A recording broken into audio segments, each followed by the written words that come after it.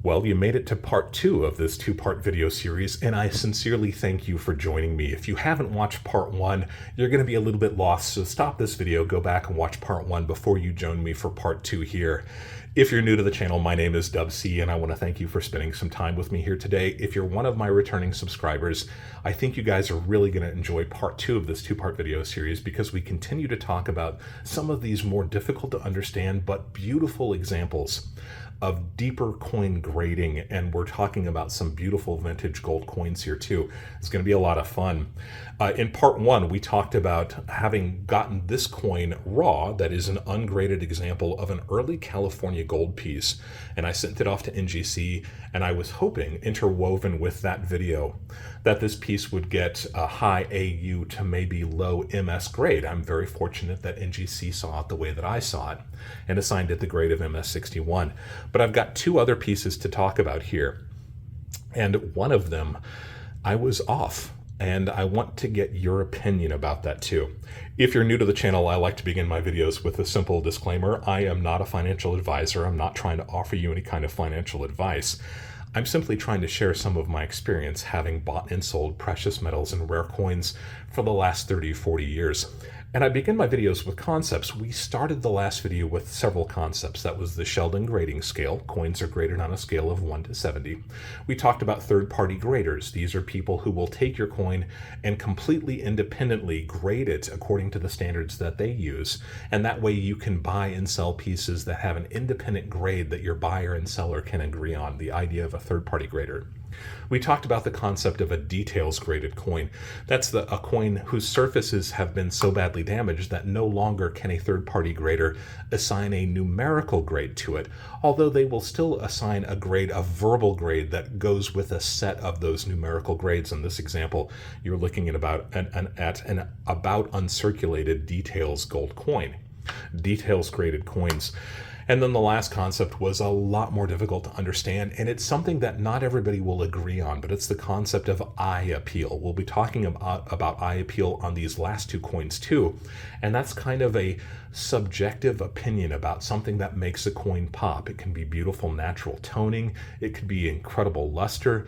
Those things can actually add to the grade of a coin in certain circumstances and definitely add to the value and the saleability of coins. So we'll continue on with those concepts here. That first piece was an 1854 $1/4 gold piece. The second piece is an 1852 gold dollar. So I'm going to let Dub C of a couple months ago take it away, talking about this piece and what I felt at the time this coin could grade from NGC. Take it away, Dub C. Piece. This is an 1852 dated $1 gold piece. This is an American minted piece. This is an authentic piece of American minted gold, United States Mint. This is a Philadelphia issue. So 1852, it's possible and even likely they were using some of the gold that was kind of discovered in the California gold rush.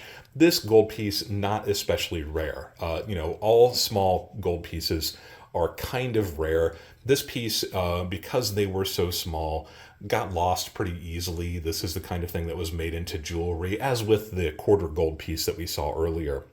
But this piece, even though it is not especially rare, I got a very good price on it.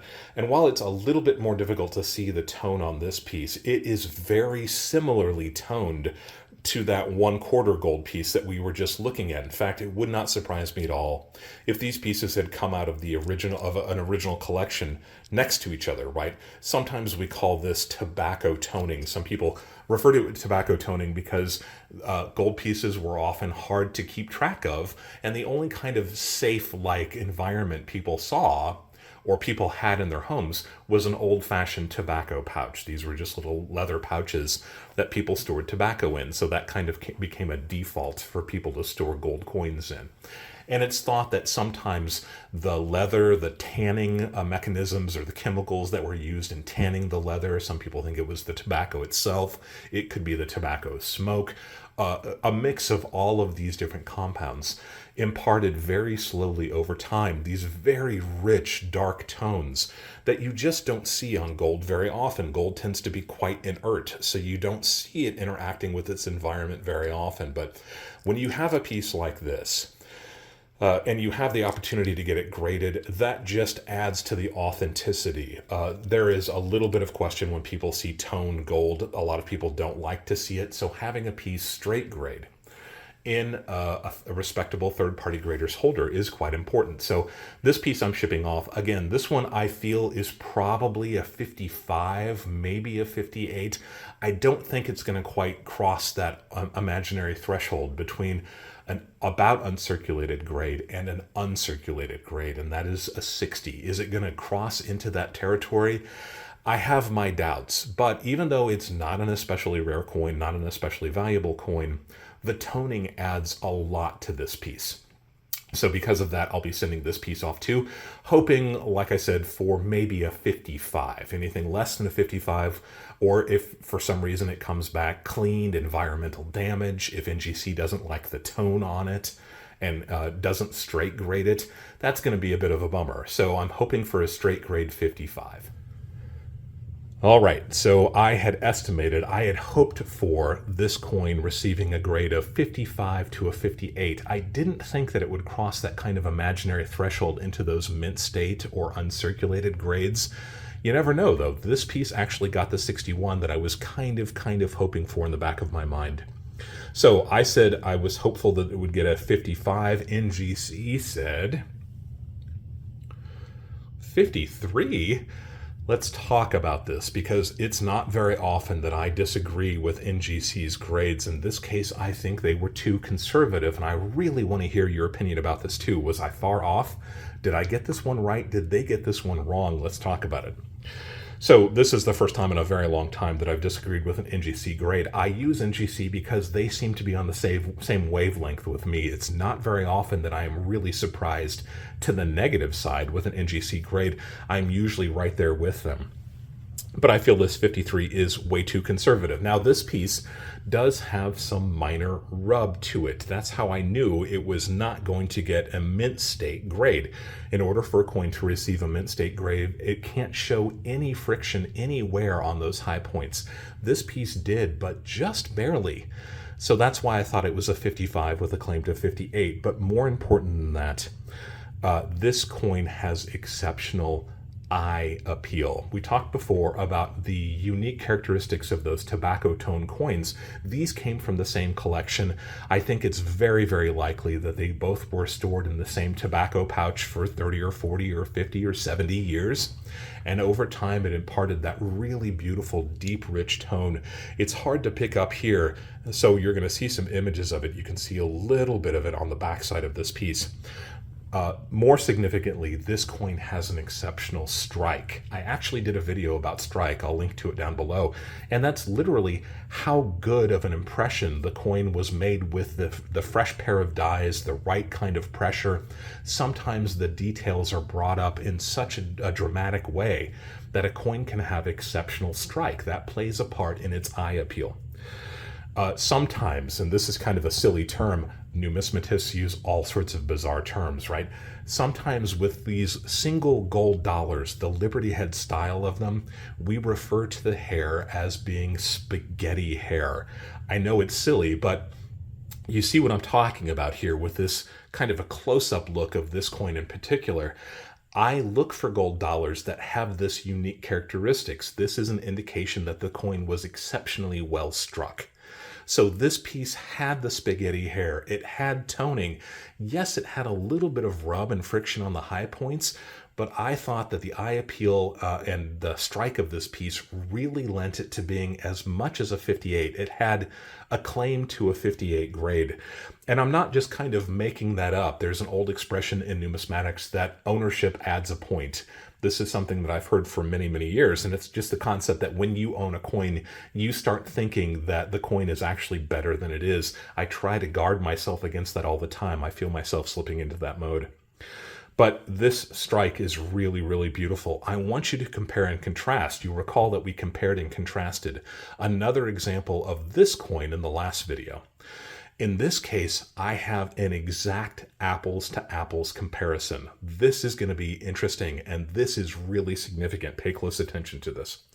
This is an 1852 NGC AU53 graded coin, 1852 AU53, 1852 AU53 NGC graded coin.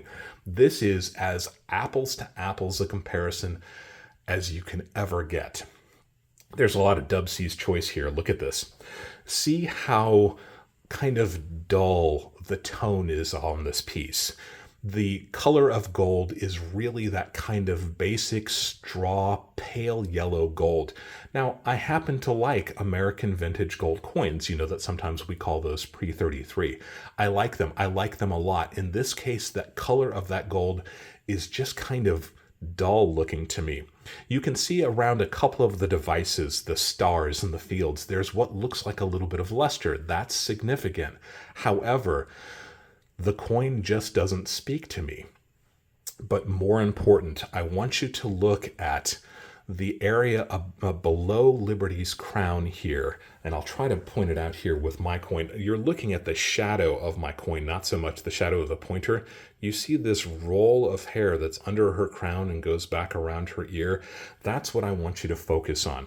This is the high point of the coin. This is the part of the coin that receives the most rub, and it is the part of the coin that shows up the least strongly struck when a coin is struck, and that's why I like that spaghetti hair that I talked about.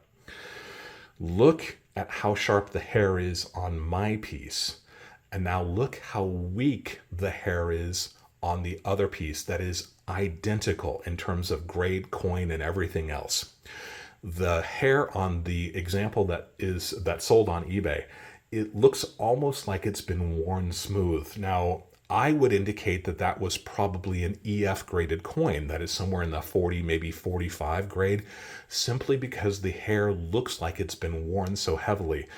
NGC saw this piece and determined that that was due to a weak strike, but this is an example of eye appeal. Now I want you to compare these pieces side by side. Look at that roll again beneath Liberty's crown on their coin, which is here on the right, and my coin, which is here on the left. Do you see how much sharper the hairline details, the hair details are, that spaghetti look that we talked about? You can see just how significant it is on my example here on the left versus the one on the right. Now I'm going to go ahead and circle these so you can see exactly what I'm talking about. This is, in NGC's eyes, the same date, the same coin, the same grade, the same third-party grader. They are identical. How is it possible that my piece received a 53 and this piece received a 53? And that's why I said this piece was a 55 with a very strong possibility of a 58. This is the significance of eye appeal. Now, I have no doubt if these two coins were side by side and I was the one offering them for sale, 9 times out of 10, or maybe even 99 times out of 100, people would choose my beautifully, darkly toned example with the spaghetti hair over this kind of pale straw yellow gold. Which one do you prefer? Are you one of the people that's Team Dub C or Team eBay? Let me know what you think about this down below. This is significant. Even though it graded lower than I had hoped, I'd indicated there was a chance that NGC would not like the tone of this coin. Sometimes NGC does not like toned gold. That's just the truth of NGC as a grading company. Sometimes they might see it as artificially toned. Sometimes they say that it detracts from the beauty of the coin. I happen to disagree with them on that case. Fortunately, they're not always like that. Clearly, they gave this coin a straight grade and did not give it a details grade. I think that's significant. But I think this piece is absolutely beautiful in hand. This is completely authentic. Now we know that the tone is acceptable by NGC, so the next person who buys it from me, should I ever sell it, will accept this tone as being authentic and natural tone rather than artificially toned. And that's something, but I am truly disappointed with this. Now, that's the funny thing about tone gold, is that I know somebody in particular who loves tone gold. And that happens to be John Albanese, who owns CACG. John and I have corresponded about a piece that I have that's got exceptional gold toning to it, and he's actually offered to buy it from me anytime I want to sell it to him. So in the back of my mind, I'm thinking maybe I should just send this piece off to CAC to see what they have to say about this piece. Maybe I could even send it to them for a sticker, but I might actually just crack this piece out and send it to them to see what they have to say about it. I don't know. What do you think about that? We'll talk about that in an upcoming episode. So that's the concept of this 1852. I'm a little bit disappointed with that grade. I love the fact that it's straight graded. I love the fact that it is an AU coin, which I kind of felt, but I think it should have graded a little bit higher than that. Let me know what you think. The last piece, and this was a tough one because I've never encountered one of these before, is a 1963 Werner Graul private issue 3 Argentis. So we're going to go back to Dub C of 2 months ago, and he's going to tell you exactly why I picked this piece up and what I was hoping to receive with this one. And then the final piece is this really interesting great big silver piece that was made by the German artist Werner Graul. And I talked about this piece a little bit when I first picked it up. You can see it's got proof-like surfaces. He was somebody who had lost a fortune a couple of times in Germany after World War I and World War II. He, unfortunately, the paper currency in Germany inflated and hyperinflated, and he saw lots of Germans, lots of people lose their life savings because of that. So he took it upon himself to try to petition all of the governments of Europe and everywhere around the world to get back on the gold standard, to get back on the silver standard, have something tangible that would be a lot harder to inflate and hyperinflate. So he created a fantastic series of small gold coins and beautiful silver coins too. And this is one of the examples. This was a piece that he had petitioned the governments of Europe to try to get back on the standard. So he made copies of these pieces and handed them out to the representatives of the governments. But because they became kind of popular, because they were so beautiful, this is an Austrian prince, I believe, because they were so beautiful, he started selling these. There are a few of these on the market. They don't come up very often. This one he has denominated as 3 Argentis. You can see the word Argentis down below. This is a 999 fine piece. You can actually see the small 1000 there. He was not even going to say 999. He went with 1000. But this is a 3. You can see the Roman numeral 3 in the middle of that. And then Argentis. So this one is really tough. It's got a few minor hairlines on it. Obviously, this package is all beat to heck. This was probably purchased in the 1960s, never saw the light of day again. I got this really inexpensively at a local shop. So I'm hoping this one comes back a proof designation. I'm not 100% sure if they will look at this as a mint state or a proof. So I've selected proof. Hopefully it comes back a proof, and I'm hoping it comes back a proof 65. That, I mean, it's just a wild guess. I have no idea what this is going to come back at, but it seems like a 65 is probably safe. Proof coins are graded kind of on the same Sheldon grading scale of 1 to 70. A 65 implies that this has been knocked around a little bit. It's got a few scratches here and there. Nothing terrible. And I'm hoping that they take into account that this is a huge proof 999 pure silver coin, which is really susceptible to fingerprints, to bumps and dings over the years, something that is 50, 60, 70 years old or approaching that. So I'm hoping for a proof 65. Boy, can that guy be long-winded sometimes. So this is the Werner Graul piece. Now, I did find another piece by Werner Graul. I'd never seen this series before. I picked this piece up in March of 2023, coincidentally from the same dealer, though I doubt they came from the same collection. And this was a gold piece that I almost picked up as an afterthought. I wasn't even really thinking that I was going to buy this. In fact, I'd bought lots of other gold coins from this dealer. I went back, they still had it. I went ahead and picked it up on a lark, sent it in, and now this is the highest graded example of a Werner Graul gold piece. This is a gold ducat from 1961, and it's graded proof 66 Ultra Cameo. The funny thing about that Ultra Cameo designation is part of the coin's eye appeal, right? This is a coin that would have been struck with newly polished dies, and it brings out that mirror reflectivity. I was not even thinking about a cameo designation for this piece when I sent it off, and I was not thinking about the cameo designation for this piece. So what did NGC have to say about this piece? Proof 66 cameo.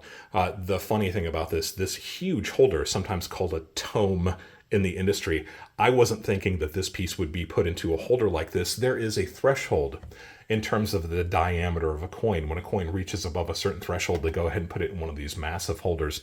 Furthest thing from my mind, honestly. But I also wasn't thinking about that cameo designation. Dub C of 2 months ago said, I was hoping for a proof. I was hoping for a proof 65, and that would be sufficient. The fact that this got a 66 cameo, I think, is fantastic. Now that it's out of its old beat-up vinyl flip, this piece looks like a presentation piece. It is such a beautiful design, and you can definitely see that cameo contrast there. An exceptional coin that deserved to be in a really high-quality holder. You can see it's got just a little bit of tone there where the light is showing. This is an exceptional piece. I am so happy to have gotten this one back. What do we think about this? It's an interesting but esoteric issue. This piece has beautiful eye appeal because it's a gorgeous design, but that doesn't really figure into the grade. What makes this piece exceptional is the state of preservation and the fact that it has that cameo contrast. That's what gives this piece its real eye appeal. How much is it worth? That's really tough to say. Werner Grau made dozens of series of these gold and silver coins, and lots of them were kept as kind of keepsakes. They were thought to be kind of interesting. He was a little bit weird, a little bit quirky. But we don't know the populations of these pieces, and we don't know how many of them survived. So while this piece doesn't come up for auction very often, it doesn't come up for sale very often, now that it has been slabbed by NGC, the grade has been attested to, the cameo designation has been attested to, it makes this piece a lot more interesting. It makes it a lot more saleable. It's not to say that it's necessarily high grade. I feel that it probably is mid to high grade for this piece. I just don't think there are very many of them that still survive. And because of its size, because of its purity, this is something that is truly susceptible to getting beat up, scratched, dented. So I feel like this is probably a pretty good representation of this type of coin that Werner Grau was releasing. We just don't really know what the populations are. Have you ever seen one of these? Definitely let me know. So some really kind of advanced topics. We talked about the Sheldon scale, third-party grading. We talked about a details grading coin and how difficult that can be to predict sometimes, and how it can be kind of a pitfall if you pick up something that you think is stunning and you get it back from NGC, PCGS, CAC, or whoever you use as your third-party grader, and it shows up as a detailed grade. It definitely knocks the wind out of your sails. We also talked about that really difficult and very, very subjective concept of eye appeal. Do you have pieces that you think have exceptional eye appeal? Is it something that you use when you are picking up coins or bullion? Do you think you can start to really use this idea, this concept, when you do go shopping? Believe me, if you find a piece that has exceptional eye appeal and you send it off for grading and it comes back straight graded, maybe with a star designation, that is a huge feather in your cap. There's nothing that can put pep in your step like thinking you might actually have a grip on this. It's one of the reasons why I was so thrilled to get this piece back with a 61, and one of the reasons I'm truly disappointed that this piece got a 53. I know, Dubsy never forgets, right? Let me know your thoughts about these pieces. If you have any questions about the pieces that we talked about here today, by all means, leave a question down below. You know, I'm fond of saying if you've got a question, there's a good chance somebody else has a question. Let's see if we can answer it for everybody. Once again, I'd like to ask you to subscribe to the channel if you haven't yet. Hit the notification button too. I mentioned in the last video that I go live after the premiere of these videos. And if you have the notification button selected, that bell selected, you'll find out when I'm going to be going live next, and I really enjoy those live streams. I hope you'll jump in with them too. They are a lot of fun, a fast-paced exchange of ideas and concepts when it comes to bullion, precious metals, and rare coins. Always be learning, and thank you for allowing me to be a part of your journey as we go deeper into the world of coins and physical precious metals.